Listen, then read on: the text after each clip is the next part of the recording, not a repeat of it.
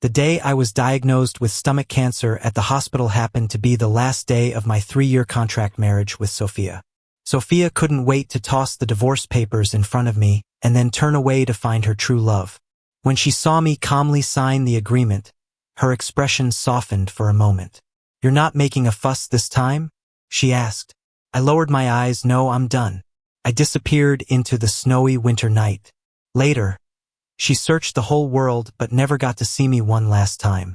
When I got out of the hospital, it started snowing lightly. The flakes floated like tiny, free-spirited fairies. I exhaled a breath of white mist, pulled out my phone to text Sophia but decided to just catch a ride back instead. She was probably busy with the divorce. Today marked the end of our contract marriage. She put up with me for 3 years for the company's and Maria's approval. Sure enough, as I got home, there she was with her icy glare. She always waited for me like that. Before the snow on my coat had even melted, she eagerly pushed the signed divorce papers to me. I habitually took the papers and looked them over. "Is the money enough?" I asked. "If not, I can give you more." Her mocking tone was like snow settling on my heart. "I'll give you anything you want. Just don't show up in front of me and Jerry again." Seeing me silent, she probably thought I was up to something. "Maria's gone, and no one will buy your act anymore," she said. I stood there dazed for a moment, then signed my name calmly. "All right." She didn't expect me to give in so easily. "You're not making a fuss, right?" she asked again. In the past, I refused to divorce no matter what. But now, I no longer cared. I clenched the stomach cancer diagnosis in my pocket and said in a low voice, "No, I'm done." My stomach cancer was already in the middle to late stages. I'd have no energy to fuss anymore. My attitude was so calm that she couldn't help but be curious. "It's your first time being so sensible." "I'm not used to it." "Is it because Maria's gone and you found a conscience?" I was just heading upstairs to pack, but without turning back, I said, "I'll say it one last time. Maria's death had nothing to do with me." She gave a cold laugh, her brows etched with unyielding frost. "I didn't have much to take, just a few clothes and knickknacks. I left with nothing, just like how I brought nothing when I came." When I got downstairs, I found her waiting at the door for Jerry. They stood in the snow, his hurried footprints a testament to him rushing into her arms. He laughed freely, tiny ice crystals clinging to his lashes. His rosy cheeks cradled gently by her hands, as if he was her greatest treasure. "Why did you run here like that?" Sophia's voice held a playful scolding. "Because I wanted to see you." Jerry's cheerful laugh rang out, reaching my ears. Sophia held him even tighter, brushing the snow from his head. My throat tightened. "Next time, I'll pick you up. You'll catch a cold like this." Pretending not to hear, I walked past the loving pair. Snowflakes fell on my shoulders, quickly forming a thick layer of white, but I didn't feel the cold at all. "Hey, George," Jerry called out, tossing a dirty little toy in front of me. "Sophia gave this to me, but I think it's too ugly. You can have it back." I gave Jerry a long look and then bent down to pick it up. He pretended to be scared and hid behind Sophia. "He looks so scary," he said. I opened my mouth to speak, but ended up saying nothing. Sophia stood across from me in the wind and snow. I couldn't quite make out her face. "Goodbye, George. I hope we never see each other again," she said. The snow fell harder. I stood in the winter night, starting to feel lost. I reached out to catch the snowflakes. Tiny ice pieces landed in my hand and slowly melted. My palm chilled like wind-blown tears. I pulled out the diagnosis again, read through it carefully, then tore it to pieces and tossed it into the snow. I had tried my best to love her. I really had. Both of my meetings with Sophia were by chance. The first time, I risked my life as a kid to save her from drowning. She left a small jade pendant with me, telling me to find her in City C when I grew up. I believed her. The second time happened after the pendant was stolen, and she saved me from a dire situation. She looked at my frightened expression and asked if I wanted to make a deal. So, to please Maria, I became her husband in name only. We got married quickly, and Sophia naturally took over the company as a director. She said, "I'll rent you for 3 years. After that, we divorce." I lowered my eyes, hiding the loss and disappointment in them. Why didn't she recognize me? Why was she so cold? But when I saw her for the first time, I recognized her as the girl I saved that day. Without the pendant, though, she didn't recognize me. But I had already fallen for her. Back then, I was naive, thinking she'd remember our history without the pendant. Sophia played hard to get, and I couldn't tell if she loved me. But every time in front of Maria, her warmth softened my heart. If it was all an act, it was an impressive one. I was genuinely moved. Sophia was a formidable person. Every time she left Maria's study, her gentleness vanished instantly, and her indifferent eyes left me feeling empty. That's why I liked going to Maria. I thought it would make her love me more. Is it possible that if I keep saving up all my feelings, I can put my heart on her? Maria likes me too. She even told Sophia not to go after that boy. Maybe George is the one you're looking for? But women can be stubborn. She shook her head. He doesn't have the jade pendant. He's not the one. A bitter smile crept across my face as I nodded. Yeah, I really don't. My jade pendant was taken by some thugs. Until one day, I saw it around Jerry's neck. The moment I noticed Sophia's intense gaze on it, I knew. Her heart went along with the pendant. I waited forever to finally catch a taxi. The headlights brought me back to reality. I got into the cab, told the driver to get me to the airport. Outside, the night was full of falling snow. Only the engine hum shattered the silence. Warmth filled the car, and I started to drift to sleep. When I woke up, the driver kindly informed me we'd arrived at the airport. I looked around and chose the fastest flight out of there. I hate this city, but apart from the orphanage, I have nowhere to go. I don't want to return to that deserted town. I can't stand Sophia either. I hate her phoniness, her indifference, her betrayal, and how she mistook a fake jewel for the real thing. My stomach twisted painfully, reminding me of something. So I bought some hot fast food and ate it slowly at the airport at 4 a.m. My appetite was non-existent, and after a few bites I felt nauseous. Tears of frustration welled up. I've always hated waste. I detest the weak person I've become. Sophia's judgmental gaze still lingers in my mind, like I was trash to her. She accused me of acting, of faking it, just because I didn't want to eat Jerry's cooking. Her malicious smile flashed briefly, replaced by pitiful tears. The pendant hung boldly on his waist, a symbol of how Sophia and I met. But now it's become his trophy. George doesn't seem to like my cooking. He asked cautiously, "Does it not suit your taste?" That dish was loaded with crushed bell peppers, mixed into the rice as if inseparable. He knew I was allergic to bell peppers. "George makes you dinner and you're being so picky? Is it just that you can't stand him?" She snapped before I could voice my allergy. "I think you're just spoiled, showing attitude towards Jerry." Her face frost-coated with resentment, acting like I was to blame. "Seems like I've been too easy on you." To prove her wrong, I forced myself to eat the peppers mouthful by mouthful. My body broke out in hives and it became hard to breathe. Only then did a shred of panic and guilt cross her eyes. Jerry claimed he didn't know, yet there I lay in the hospital with no apology offered. The boarding call sounded, and I left the city behind. After I was gone, Sophia began planning her wedding to Jerry. 2 decades later, she finally got her company and the man she truly loved. But she couldn't shake off this strange anxiety, like a sixth sense.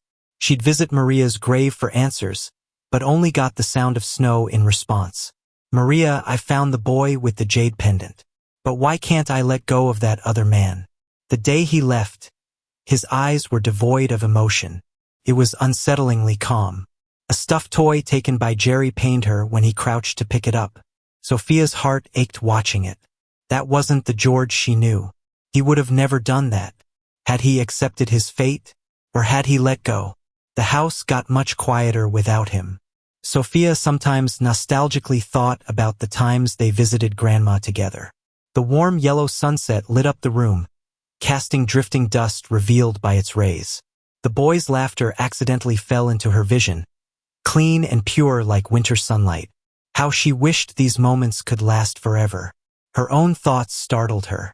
She glanced at Jerry asleep beside her. The jade pendant still shimmered gently on the nightstand. Was it truly her mistake then? After all, the pendant was rightfully Jerry's, wasn't it? George had no proof. Why should she trust him? As she gazed out at the falling snowflakes, she thought about how he left on such a night too. What was he doing now? Was he cold? With the little luggage I had, I boarded the plane. Staring out at the snowed landscape, I realized I hadn't had a chance to see Maria one last time. That granny with the gray hair and sharp eyes, but who smiled sweetly at me. The one who treated me best at home. She'd whisper, telling me not to care about the pendant's owner. To her, it didn't matter. George was her granddaughter's savior. Her warm yet piercing gaze seemed to see through things, reaching their essence. She saw my love for Sophia and, even when Jerry showed up with the pendant, she considered me her only grandson-in-law. She'd scold Sophia for being narrow-minded, like her blind mother, only seeing the pendant and not the person. Sophia was stubborn, unwilling to accept it. It was their first serious argument. As time passed, Maria's health rapidly declined. She knew her days were numbered. She worried about my relationship with Sophia, but having already handed the company over to Sophia, she was powerless.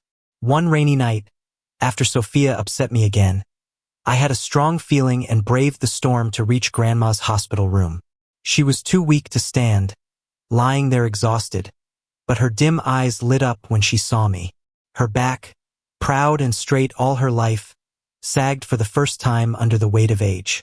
I, full of unspoken hurt, wept by her bedside silently. She reached out with her cold, worn hand, gently stroking my head. To Grandma, in her eyes, we were forever just children. She doesn't believe me, I sobbed, swallowing the bitterness of my tears. Sophia doesn't believe me. She said she doesn't believe my BS. She doesn't trust me. But, I can't stop crying. My cheeks are flushed and burning from the tears. But I'm the one who saved her.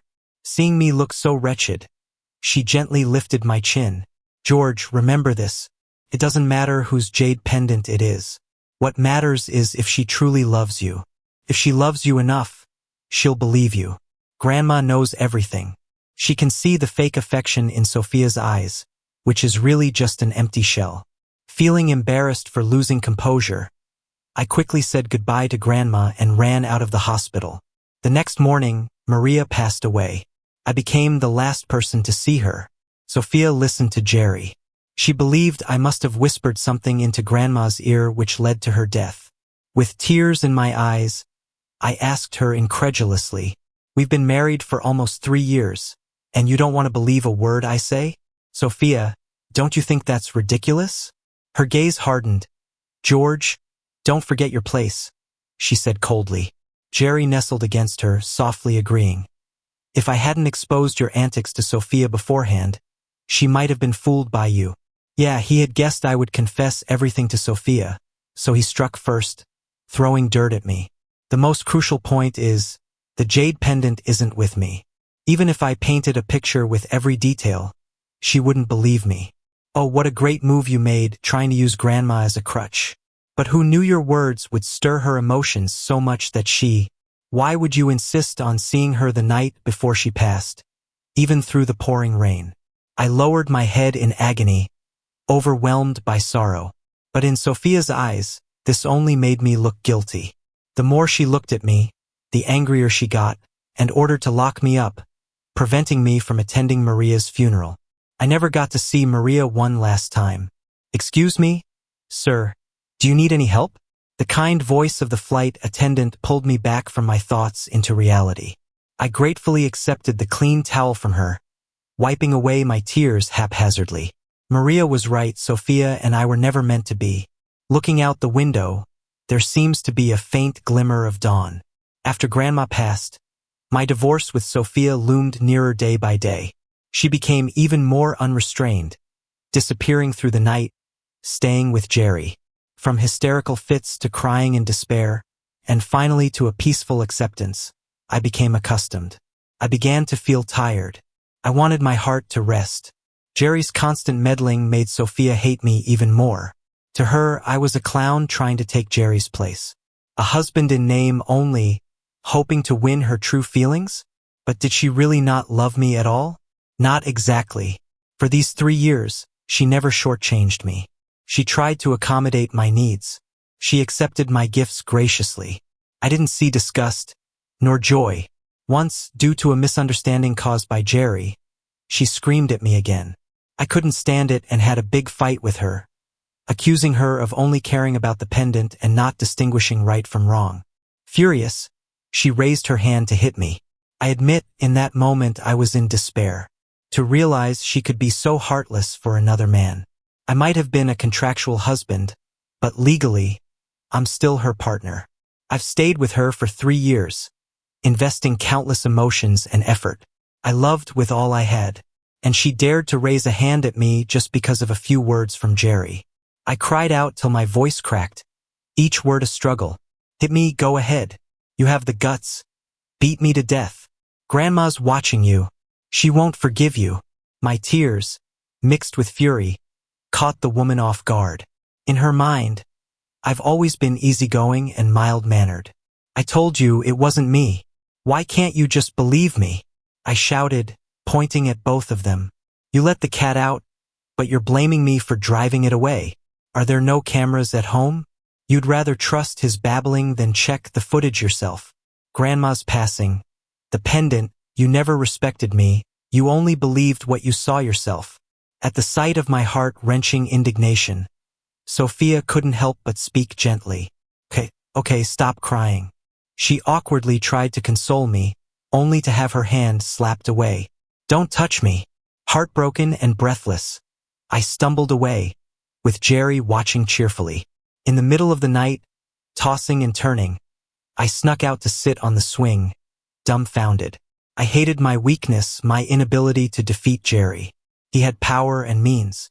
I was just an orphan raised in a welfare home. I was helpless. Thinking of Grandma, tears began to fall once more. Suddenly, there was another presence beside me, breaking the silence of the night with a soft apology. I'm sorry about tonight. I turned to find Sophia standing next to me, with that toy peeking from her pocket. The night wind was chilly. I wrapped my robe tighter and sniffled. What are you doing here? To apologize.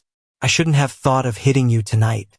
In the dark, her eyes shimmered like onyx, threatening to draw me in. Give me back the toy.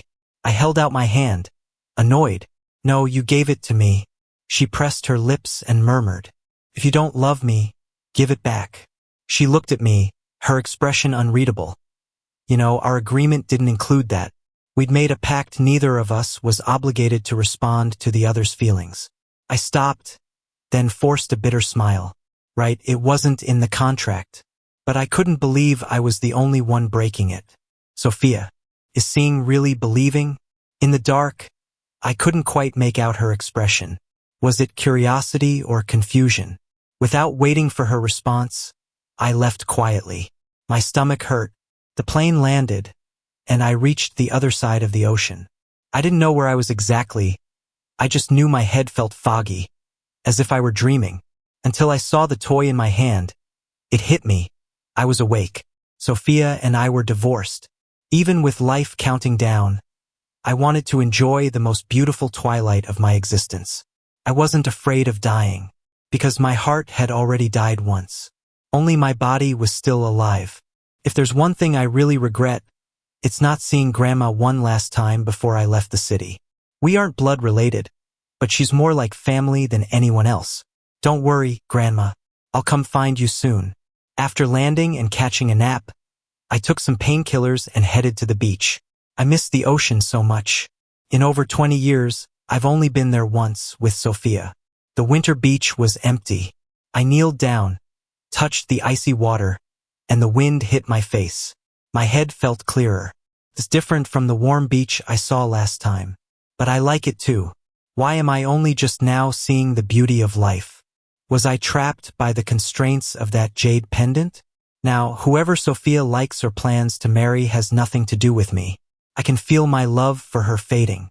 That's a good thing. I stayed here for a while until my stomach pains became too frequent and even painkillers couldn't help. I had to check into the hospital. In just half a month, Things got worse. It's terminal. I know I don't have long. Sophia's digital invitation popped up on my phone. She sent her location, wanting me to witness her wedding. I looked at my reports. The cancer's spreading fast. The doctor asked if I wanted chemo. I just shook my head with a smile. No. I blocked Sophia. Now, way over in City C, she wanted to call but couldn't get through. A sharp pain hit her heart. At her wedding, she was waiting for me to cause a scene. But I didn't show. Her forehead throbbed, and the unease grew. Sophia couldn't sit still. She tracked my finances and found I checked into a hospital abroad. A servant found some scraps with my name nearby. Everything pointed to the worst. She frantically searched for more details, piecing together the hospital info. But when Sophia saw, she was frozen in shock. Her eyes turned red as she shouted at the doctor, pointing at my report. How could this be? George can't have stomach cancer. Is this more of his act? You must be in on this. How much did he pay you? I'll double it. But on hearing her rant, the doctor just looked at her strangely. No one would joke about their own death, ma'am. Sophia suddenly felt drained. She collapsed into a chair. Maria's words hit her hard. The jade pendant doesn't tell all, use your heart. In a daze, she remembered me in the night, with hope and defiance asking, does seeing really mean believing? She booked a private plane for abroad but found nothing. Her hands shook from anxiety. Sophia didn't love George but couldn't stand the thought of him dying. She didn't know why she felt this way, with her heart racing and the churn of emotions. Sophia left Jerry behind. She vaguely suspected something about him, but right now she wanted to find out about George. But when she rushed to the hospital, they told her the patient in room 12 had already left. She asked everyone but found no sign of him. He was a cheerful, stubborn guy. He declined chemo and left a couple of days ago. No one knew where he went. Sophia looked over the bustling crowds, feeling helpless for the first time. She discovered George had donated all the divorce settlement money to the local orphanage. He kept nothing for himself. Such a frail, pale George, where could he have gone? Sophia didn't want to admit she was searching for George out of love. She just wanted answers about the jade pendant. Sophia decided to visit each orphanage one by one. Her heart felt heavy, almost suffocating her. She missed the doll, but Jerry had given it back. Recalling Grandma's funeral, she hadn't even let George say goodbye. Sophia finally realized how excessive she had been. A bit too harsh on him. But maybe it's too late. Just before leaving the hospital, I called Jerry. A deep voice answered. Hello? Weakly, I said, Jerry, congrats on the wedding. He chuckled. Thanks for stepping aside, George. You lost. Whether it's the pendant or Sophia, you lost. Even through the phone, I could feel Jerry's victorious grin. I did lose, but you might not win for long. I looked down at my four-ridden hand and let out a deep sigh. Jealous? He chuckled, covering his mouth. Not at all. You can have it if you want. I don't need it. I smiled serenely as the nurse changed my four. You can't swim, can you? Trauma, such a convenient excuse. I spoke slowly. The man on the other end fell silent. What of it? You never beat me, you know? I said softly, whatever you stole will come back to bite you. Taking what isn't yours will end in the same harm. Good night, Jerry. When Sophia doubts, be ready to answer. Wait, what do you... I hung up, feeling a bit lighter. I wanted revenge against him, but without a healthy body, there's little I could do. I asked the doctor to discharge me tomorrow. I don't want my final days in such a cold place. I'd rather die in the sun in the springtime. But spring isn't coming for me. The pain's wrecking me. Cancer's eating up my life. I really want to live. I struggled from the orphanage, but life dealt me a cruel hand. The gifts from fate come with hidden price tags. Maybe I shouldn't have trusted Sophia's promises from the start. A woman's promise can often mean nothing. I decided, I want to see the sea again. Even though Country A is covered in snow right now, I still want to see it. I hope Sophia never finds this place. Sophia found out about everything. She came home with a dark look on her face and angrily shouted at the man who was playfully teasing the cat. Jerry. The cat in his arms ran off, and Jerry turned as pale as a ghost. A storm brewed in her eyes, and the wind and snow outside seemed to chill him to the bone. "What happened?" he asked, trying to suppress his panic with his usual cheerful smile. "Why are you so worked up today? Is there something you want to confess to me?" The woman smiled instead of getting angry, her dark eyes filled with suspicion, as if she could see right through Jerry. "What are you talking about, sis? I don't understand. Stop pretending. Can you swim or not?" She advanced on him like a hunting beast. Jerry's heart pounded with fear, cold sweat drenching his back. "Did you find the jade pendant or take it?" "Huh?" Jerry was terrified, losing his composure altogether and stammering. "Did George tell you something? That annoying guy, he just won't go away." "Enough!" she snapped, crouching down to pinch Jerry's face harshly. He cried out in pain, tears streaming down, begging for mercy. "Don't answer my questions with questions. My patience is wearing thin." Jerry was scared out of his mind. It was the first time he felt murderous intent from this woman. If he didn't talk, Sophia had 100 ways to make him confess. "Didn't you always believe I was the one who saved you? I almost drowned trying to save you and was so scared I never dared to swim again." The man was teary-eyed. "Don't you trust me anymore?" Usually, a woman's heart would melt at the sight of tears, but all she could think about was the image of George's swollen, desperate eyes. For the first time, she felt annoyed by Jerry's tears.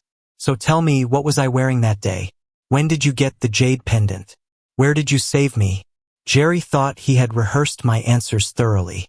But as soon as he started, the woman's eyebrows furrowed. "No, that's not right. I wasn't wearing black that day." "Not black?" He felt his pulse quicken and his breathing become erratic. "I was wearing white." "Oh, white. Yeah, it's been so long ago, I can barely remember." But the woman's expression just grew colder. People unfamiliar with reality are easily led by psychological hints, which meant for the past half-year, she had been totally wrong. The truth was just as Grandma said. George was the boy who had saved her. Looking at the pale man in front of her, she laughed coldly. "You know whether you saved me or not." "Actually, I was wearing black that day." Everything was crystal clear, like seeing the sun after the clouds have cleared.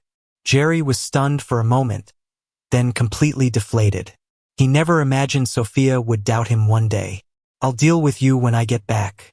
With that, she turned and boarded a flight to Country A, leaving Jerry, heartbroken and trembling, to await his judgment.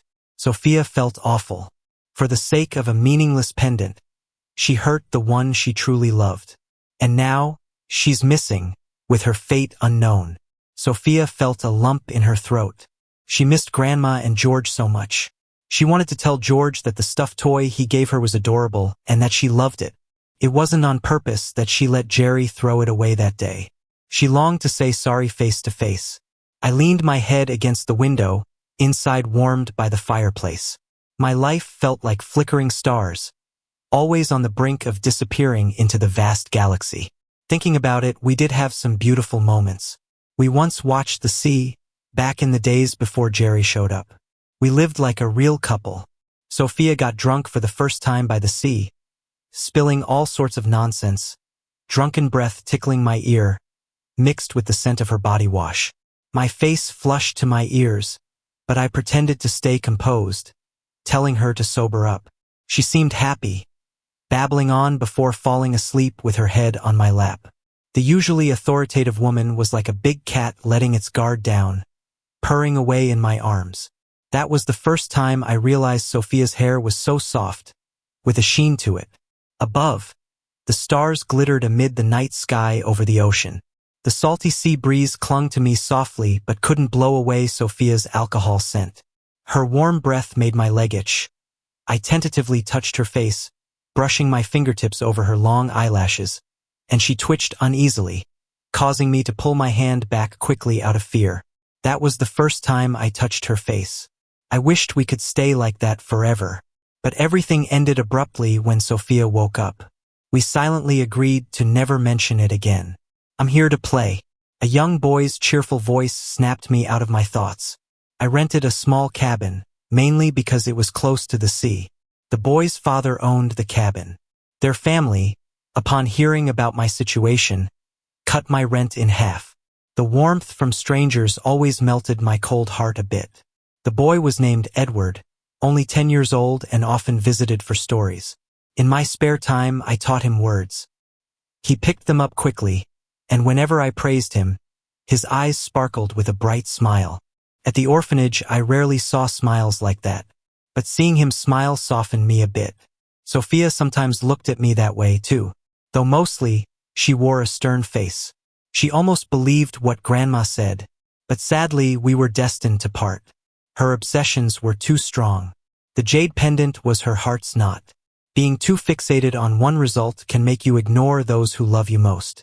My body's getting thinner by the day. I used to go buy groceries myself. Now I have to trouble them to bring me food. My nails and lips are getting paler, and my face is so pale and transparent that I almost don't want to look in the mirror. I've lost my appetite. Whenever I eat, it makes me throw up. I can only sip some water, forcing myself to drink a bit of glucose when it's severe. I'm barely hanging on to life, dragging myself through each day. One day, I felt a little better and decided to write a letter to Sophia. Holding the pen was tough, my handwriting was shaky, and I almost ran out of strength several times, but I pushed through and finished writing. The snow outside was getting heavier. Looking at the heavy snowfall, I suddenly wanted to go out and see it. This might be my last time seeing the ocean. I had a long dream. Dreamt of running from the orphanage in the afternoon, wanting to climb a tree, when suddenly I saw a sack squirming by the river. Upon closer inspection, it looked like a person. I immediately rushed down, quickly grabbed the sack, and tried to drag it ashore. But the person inside instinctively resisted. I struggled for what felt like ages, nearly exhausted. I thought that sack would be the end of me. Somehow, I managed to get the sack onto the shore, untied it, and there was a pale girl's face inside. Without thinking, I started CPR and mouth to mouth. Back then, my intentions were pure, just to save a life. The girl soon woke up, seeing my sun-tanned skin and my messy wet short hair sticking to my forehead with a big smile. "You're awake." The girl's cheeks turned slightly red.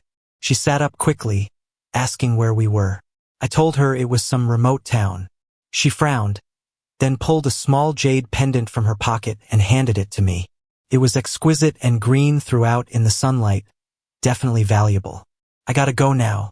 This jade pendant is for you. Come find me in City C someday. I'll repay you." She stood up, though unsteadily. I found her some clean clothes and put her on a bus. My heart was racing. It only hit me later that I didn't even know her name, and she knew nothing about me. For the first time at 13, I had a secret I couldn't share. Later, I finally saved enough money to search for her in City C. Life in the big city wasn't easy. I lived a hand-to-mouth existence, scrimping on rent, often skipping meals. Most days, I'd sleep away hunger in a dark basement. At my poorest, all I had was that jade pendant. But I still believed in her. One day, passing through an alley, a group of thugs targeted me.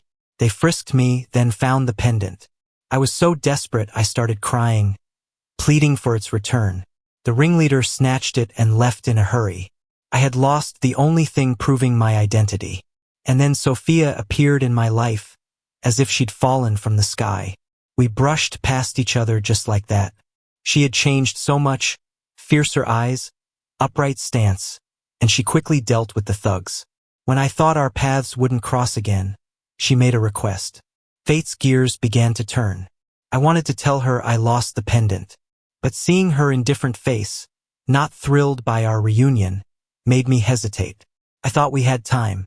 Little did I know, missing that chance meant she'd never trust me again. I can't say if it's regret or sorrow, but every time I looked at her, I couldn't read Sophia's thoughts. During those 3 years, did Sophia ever love me? "I don't care if you have the pendant. You alone are enough." She said this when drunk. I remembered it for a long time, wanting to ask if she meant it. But I'm so tired. It's like my soul's being weighed down. Exhausted, weary. I want a dream I'd never wake from. By the time Sophia found George, the snow around the cabin had melted. She searched all the orphanages to no avail. Even knowing his illness, she refused to believe it. With tears in her eyes, she insisted, "Alive, I need to see her. Dead, I need the body." Yet as time passed, her heart grew hopeless. She knew his illness was terminal. Still, she didn't give up. Finally, at George's place, she hesitated to approach. Asking the landlord if he'd seen a frail boy, he paused before saying, "That tenant has passed." Sophia staggered, nearly losing her balance. Hope that was once rekindled was snuffed out by this news. Her pupils shrunk. "He's dead?" The landlord stroked a boy's head. Edward liked him too. Heard he was waiting on someone. "You, ma'am?" Sophia watched his lips move, hearing nothing. Her mind went blank, falling into an icy void. Sophia couldn't accept George was gone. Numbly, she asked, "Could you please open the door for me?" Edward stared at her, suddenly speaking. "Are you Sophia? George mentioned you." The cabin's door creaked open again after months. Edward led the worn-out woman into the small room. Inside, aside from a bed and desk, there was nothing else. The campfire had been out for a long time, cold as ice. Sophia wandered around the room, her lips quivering as she struggled to find the right words. She sat by the bed, unable to believe what was happening, and took in the scent on the pillow. There was nothing left, only the dry smell of firewood hung in the air. Her legs felt heavy like they were weighed down with lead. She reached out to touch the cold bed, realizing George had died right there. She couldn't hold it together anymore and broke down sobbing. "I'm sorry, George. I'm sorry. I'm such a fool." Tears fell onto the pillow, leaving a stained trail. Was her poor George really left to fend for himself in a place like this? He was always so scared of pain. He must have been hurting so much. "This is my fault. I let you down. Was this your punishment for me? To never see you one last time?" Sophia's body hunched over more and more as she wept, her bloodshot eyes unable to see the people around her. "Don't cry." A little boy gently poked her. "George wanted me to give you this letter." Startled, she quickly grabbed the envelope and broke it open. She strained to read the twisted handwriting through her tears. "Sophia, happy marriage. Hope you're not happy. Happy New Year." Besides Sophia's name, the rest was nearly illegible. The date was New Year's Eve. Her hand brushed against a dirty old toy nearby. Sophia trembled as she picked it up, clutching it in her hand. Tears smudged the ink and blurred her vision. She held the toy and let her tightly, unable to make any other sound besides crying. The broken sobs echoed in the small cabin, her heart being wrung with relentless pain. It was a cry of desolation, like a lone wolf mourning the loss of its mate. The little boy looked confused, wondering why George hadn't come to see him. "Do you love him?" She slowly turned back, her voice hoarse. "I did." Edward shook his head. "No, you didn't." "Why? Then why didn't you trust him?" The boy tilted his head. "He told me you didn't believe he was a good person. But I think he is." Sophia stammered, feeling guilty. "No, there were misunderstandings. How come you didn't see he was sick?" The boy lowered his head. "Did you really like him?" It was only then, at that moment, that Sophia suddenly realized. George's death wasn't without warning. He was always frail, his face always pale. His appetite was failing, he couldn't eat. He went through box after box of painkillers, and she hadn't noticed. She didn't even ask why he went to the hospital that day. She was a complete jerk. George had told her, but she dismissed it as whining. She thought he was in cahoots with the doctor to get sympathy from her. Even after his death, she still thought that. Now, she couldn't forgive herself for that. Those cruel, hurtful words came out of her mouth, trampling on his heart over and over. And she only just realized it now. Loving someone without trusting them, scolding, ignoring, and neglecting them, all because of a stupid jade pendant. Could that even count as love? Sophia hung her head in shame. She learned a lesson that day from a little boy. She took all of George's things back to her country. But just as she was about to leave, she noticed some faint writing etched into the wooden headboard. "I don't want to die. I want to embrace spring." The writing was so light, it seemed to be penciled in by a man's hand. Sophia couldn't hold back any longer. She crouched down and screamed in anguish. She touched the markings, crying with her entire body trembling. She couldn't imagine what George was feeling when he wrote those words. Despair? Acceptance? Longing? Whatever it was, she would never know. She'd never hold him again. Those unsaid words would follow him to the grave, a lifelong regret etched in her heart. She once thought she had countless chances to make up for it. But George was gone forever on that icy night. Their last encounter was in the dead of night, the snow watching their final farewell. The person she had searched for years was the same George she hastily sent away on the day of their divorce. How ironic. Her true love was right beside her, and she crushed his spirit with her own hands. "I'm sorry, George. I was so wrong." She gasped for air as tears streamed down her face. "I'm really, really sorry. I didn't see you for who you were." But no matter how much she apologized, he could no longer hear any of it. What she said about never seeing each other again had truly come true. Back in her home country, Sophia carried a shadow with her, like a ghost. She had Jerry captured and interrogated him herself, finally unraveling every detail. Each of his words chipped away at her heart. In a rage, she grabbed him by the throat. Just as he was about to pass out, she tossed him aside like trash into a heap of garbage. Terrified, Jerry barely made a sound and tried to make himself invisible. But how could Sophia let him off easily? She didn't want to hear his pleading and cries. Jerry's tears only reminded her of her deceased husband, George. Though they were divorced, Jerry was never worth a single strand of George's hair to her. He had shamelessly taken everything from George. Sophia's eyes burned red with anger. "He deserves to die," she shouted, snatching the jade pendant from Jerry and smashing it to the ground. The jade shattered into pieces, just like her heart. She ground the fragments under her heel with force. Then she kicked Jerry hard, sending him collapsing in pain. Nobody knows exactly what happened in the room that night. All I know is that the next day, a man with scars all over his body and dying was lying on the side of the road and was sent to the hospital by kind people. Due to severe torture and shock, the doctor diagnosed Jerry with severe paranoia. Sophia put him in the most strict mental hospital.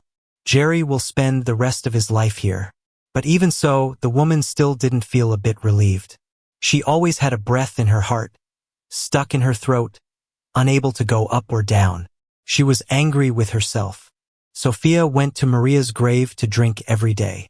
She got herself drunk, and then lay down in front of the tombstone and cried. Next to it stood George's cenotaph. He left nothing, and Sophia could only put all his belongings in the grave. "Grandma, I miss you. I have nothing. Even George is gone. I am alone." The woman, who was usually cold and silent, now burst into tears, crying like a child. She lost her parents at an early age and was raised by her grandmother. She always thought that she could accept her grandmother's departure just like she accepted her parents' departure. But Sophia was wrong. Now she even lost George. She lost everyone who loved her. "I was wrong. I should have listened to you." She was half drunk and half awake, as if she saw her grandmother shaking her head in pain in front of her. She wished this moment was real. If only it could be done again. The woman knelt on the ground, ignoring her pants stained by mud, and kept slapping herself in the face. She seemed to feel no pain, and she said sorry every time she slapped. She finally found out that she loved George. Sophia was like a coward, and finally dared to admit her feelings. Unfortunately, everything was too late. The doll that refused to be returned, the drunken truth on the beach, the forbearance and carelessness in her eyes. Sophia had already secretly fallen in love with George in these 3 years. Occasionally, she would think, it would be great if he was her lifesaver. The man's bright eyes would appear in her dreams from time to time. Now that she knew the truth, the two faces overlapped perfectly. After more than 10 years of not seeing each other, he turned out to be so handsome. Only those bright eyes had not changed. She was such a fool. After 3 years of living together, she couldn't recognize his face. Another year of spring and snow melting. The leaves sprouted new buds, and the flowers bloomed again. The wind was no longer cold and biting, and everything was awakened again. But Sophia's heart was like a bitter winter. The spring in her heart would never come again. Sophia was absent-minded every day, and she either drank or hid in the study in depression. She read George's letter over and over again, and she couldn't get enough of it. Not only that, she also hired a tattoo artist to tattoo the content in her heart on her chest. In the past, she looked down on this kind of trick of a young boy who was in love for the first time. Now, Sophia looked at the tattooed words and felt a soreness in her eyes. Would this bring her closer to his heart? Thinking that George liked to watch the sea, Sophia took his doll and looked at all the famous coasts. Just as he fulfilled his wish, she took him on a trip. The woman knew very well that this was just a way to relieve her stress. She missed him too much. She thought about him all the time. She passed by George's room countless times, but she never had the courage to push the door in. She often muttered to herself to the doll, talking about past stories and memories, and confessing to the doll like a madman. She said, "George, I like you. Whether there is a jade pendant or not, I like you." But the only answer she got was the silence in the frozen air. Sophia's will became more and more depressed, and she was in a daze, with a look of soullessness in her eyes. She paced in front of George's room again and again, and finally made up her mind to turn the doorknob. With a click, the long-sealed room finally saw the light of day. After the man left, Sophia ordered that no servants were allowed to enter, not even Jerry. There were still tiny dust flying in the air, and the heavy curtains were drawn open, and the sky suddenly brightened. What a beautiful and warm afternoon, like the clean and bright smile of the man many years ago. Sophia felt no warmth on her body, but cold all over. She didn't take anything away.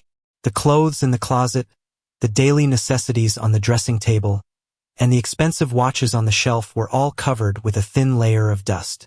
Sophia looked around the room in a panic, and tears had already fallen without knowing when. She suddenly saw something glowing in front of the dressing table. When she got closer, it was a water blue gem brooch. This was the birthday gift Sophia designed for him last year. He didn't take it away. George casually mentioned that he had never seen blue snow. So she had an idea and stayed up all night to design a snowflake-shaped gemstone brooch for him as a birthday gift. It turned out that love had already permeated these details, but she was still unaware of it. She still remembers George's surprise and excitement when he received the gift. The boy's eyes were shining with excitement. He hugged Sophia happily and whispered in her ear, "Sophia, you are so good to me. No one is so good to me except you and Maria. But I prefer white snow, because every snowflake floating between heaven and earth seems to be writing your name. Sophia." "George." She laughed dumbly, tears in her eyes. "Isn't this also writing your name?" Thinking of this, the woman finally couldn't suppress the overwhelming sadness and knelt on the ground and cried loudly. She hated herself for realizing it too late. She hated herself for not daring to face her heart. If I had found out earlier, would the result be different? They were together even without the jade pendant's guidance. But why didn't I find out? They were just one step away from happiness. But in the end, it was all just a dream. When I woke up from the dream, it was all gone, and only tears reminded me that he had been there briefly. This might be the punishment for trampling on my sincerity. Sophia accepted it. She held the brooch tightly, letting the sharp gem cut her palm and bleed. Felt like there was no point in living. Epilogue. I woke up hazily and found myself in a mess. I couldn't tell where I was. My consciousness was blurred, and there seemed to be a pool of paste in my mind. The fog in the distance gradually became clear, and I found Sophia appeared in my sight. I was watching a movie like an audience. It seemed that this was not my story. I saw her put my model car upright by the bathtub, and the blood dripping from her wrist gradually dyed the whole bathtub red. I had no expression on my face. I heard her voice as if it came from far away. "George, do you know? Actually, I was not drunk that night. I like you." The woman smiled gently, put her wrist in the bathtub, and then soaked in it with the calmness before death. It seemed that a string in my heart was gently touched. A golden door suddenly opened behind me. I saw Maria waving at me with a smile. There was helplessness on her face. "Why did you come so early?" I turned around and walked towards the door without hesitation. "Sophia, there is no next life. We have no future.